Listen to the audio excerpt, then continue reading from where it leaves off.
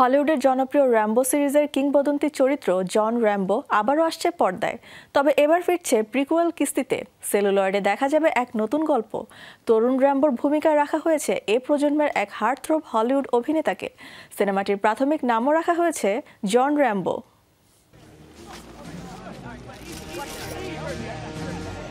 Action দুনিয়ার আলোচিত franchise Rambo 90 দশক থেকে গোটা বিশ্ব এমনকি বাংলাদেশি সিনেপ্রেমীদের কাছেও চরিত্রটি বেশ জনপ্রিয়।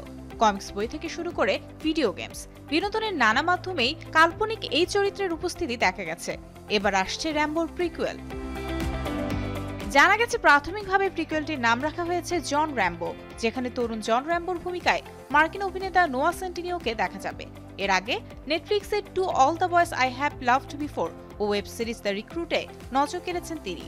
সুপারহিরো দুনিয়ায় Black Adam, warfare, Charlie's Angels সহ বেশ কয়েকটি আলোচিত প্রজেক্টেও অভিনয় করেছেন।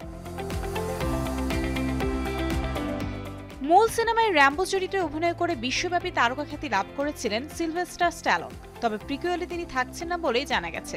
নতুন জন র্যাম্বোর গল্প তৈরি হবে কিংবদন্তি চরিত্রটির যৌবনকালকে ঘিরে, যা ভক্তদের জন্য নিঃসন্দেহে বড় চমক হতে চলেছে। ডেভিড মোরেলের উপন্যাস ফার্স্ট ব্লাড অবলম্বনে নির্মিত হয়েছিল এই ফ্র্যাঞ্চাইজির প্রথম কিস্তি, যেখানে ফুটে উঠেছিল ভিয়েতনাম যুদ্ধে অংশ নেয়া মার্কিন সেনাবাহিনীর একজন বর্ষিয়ান সৈনিকের গল্প, যে কিনা অস্ত্র, সামরিক প্রশিক্ষণ ও গেরিলা যুদ্ধ বিশেষজ্ঞ।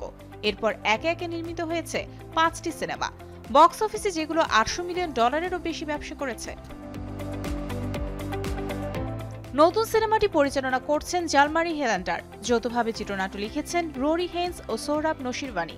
সব ঠিক থাকলে 2026 সালে থাইল্যান্ডে প্রিকুয়েলের শুটিং শুরু হবে। তবে এই বিষয়ে এখনো বিস্তারিত কিছু প্রকাশ্যে আনেনি প্রযোজনা প্রতিষ্ঠান millennium media. Mario Sen, showbiz tonight.